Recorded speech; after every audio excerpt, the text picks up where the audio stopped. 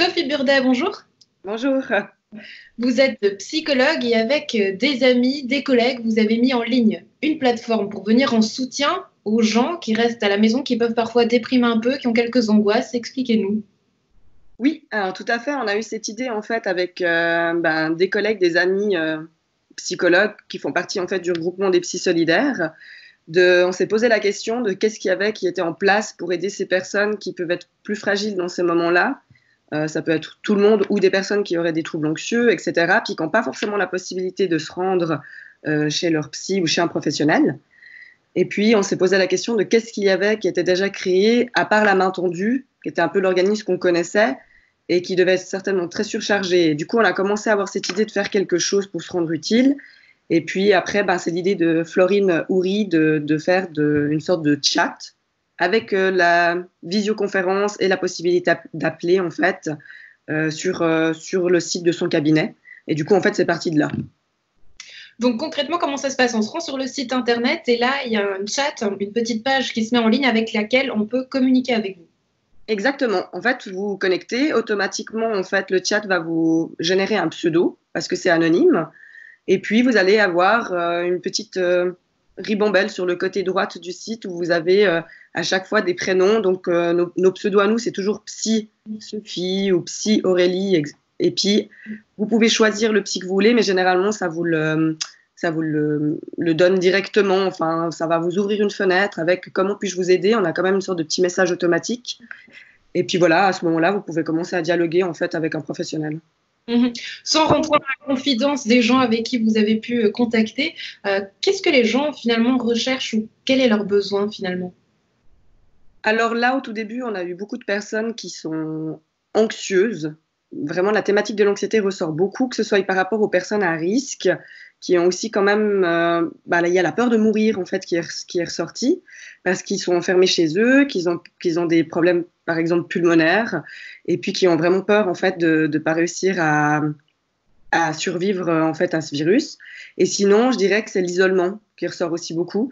Étonnamment, on avait pas mal de personnes d'âge moyen jusqu'à âge élevé qui en fait se sentent déjà seules de base à la maison et qui là supportent de moins en moins l'isolement. Et après, voilà, je dirais que la thématique de l'anxiété ressort beaucoup vis-à-vis du virus. Et sinon, on a aussi beaucoup de personnes qui viennent juste voir un peu qu'est-ce qui se passe, puis nous remercier de faire quelque chose, puis nous raconter un petit peu juste comment elles se sentent. Donc, je pense que c'est vraiment un soutien qui est recherché. Isolement, solitude, anxiété, des mots pour lesquels on peut tous souffrir en ce moment, vu qu'on est tous confinés chez nous. Est-ce que vous avez des conseils à nous donner? Alors là, pour le moment, justement, nous, on a fait toute une petite base de boîte à outils pour nous aider par rapport au site et on met en lien les personnes avec des applications qui pourraient aider par rapport à la relaxation. Il y a l'application de la pleine conscience aussi, Petit Bambou, qu'on utilise assez facilement. Des apps de relaxation qu'on donne assez facilement aussi. Après, l'important, c'est de pouvoir justement dialoguer avec quelqu'un et pouvoir extérioriser justement ses angoisses, ses problèmes, ses peurs. Et puis c'est vrai que, comme vous dites, avec cette situation-là, même les personnes qui n'ont pas forcément de professionnels à côté, ne vont pas forcément voir un psy, peuvent commencer à se sentir un peu enfermées chez elles et avoir besoin de dialoguer avec une personne neutre et professionnelle. Et du coup, je pense que le premier conseil que je donnerais, c'est justement de ne pas hésiter à chercher du lien, à chercher du contact sur la plateforme. Et puis aussi, par après, réussir. Il y a toutes les recommandations, justement, pour cette période de confinement, de faire un peu d'exercice, d'essayer quand même de prendre l'air. Mais c'est vrai que de pouvoir avoir ce soutien, c'est déjà assez important. C'est une situation qui peut paraître un peu paradoxale, puisque finalement, on est tout seul, on a besoin plus que jamais de contact de l'autre, et finalement, cet autre, c'est celui qu'on redoute aussi, puisque quelque part, c'est notre ennemi. Je ne sais pas comment vous l'analysez, cette situation. Oui, alors exactement, oui, c'est vrai que c'est pas facile parce qu'on a besoin de l'autre et en même temps on le rejette, comme vous dites. Il y a ce côté où on a envie de sortir, de prendre l'air et d'avoir ce contact social, tout en sachant qu'on n'a pas forcément le droit, ce qui peut amener pour certaines personnes, je pense, qui continuent à sortir, une forte culpabilité aussi. C'est vrai qu'on est tous différents. Il y a des personnes qui arrivent très bien à rester à la maison pendant 2 mois, à s'occuper et puis à juste avoir besoin d'un petit peu de contact extérieur, et d'autres personnes justement plus fragiles vont vraiment souffrir de cette situation, vont vraiment avoir Par exemple, le lien social peut faire partie de leurs ressources principales pour réussir à dealer avec la dépression, avec des troubles anxieux.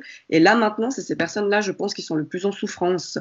Et je pense aussi que, du coup, si elles continuent à sortir, elles peuvent aussi être confrontées à un sentiment de culpabilité assez fort, de la pression sociale qui ne dit de ne pas sortir, etc. Et c'est pour ça qu'on pensait aussi à mettre en place ce chat pour ces personnes-là qui auraient peut-être aussi besoin de soutien et qui ne sont pas forcément comprises de la majorité des personnes qui les entourent. Et pour finir, j'espère sur une petite touche humoristique, est-ce que vous avez trouvé peut-être une raison au fait que les gens achètent beaucoup de papier toilette? Alors là, ça serait bien, mais non, j'ai pas vraiment trouvé de raison, j'ai pas compris encore la logique. Et c'est vrai qu'on voit beaucoup les réseaux sociaux essayer de trouver les raisons qui les ont poussés à ça, mais non, c'est encore un mystère pour moi. Sophie Burdet, merci beaucoup d'avoir été avec nous, de nous avoir consacré ces quelques minutes et surtout d'être un soutien précieux pour les gens. Merci, prenez soin de vous. À vous. Merci, pareillement.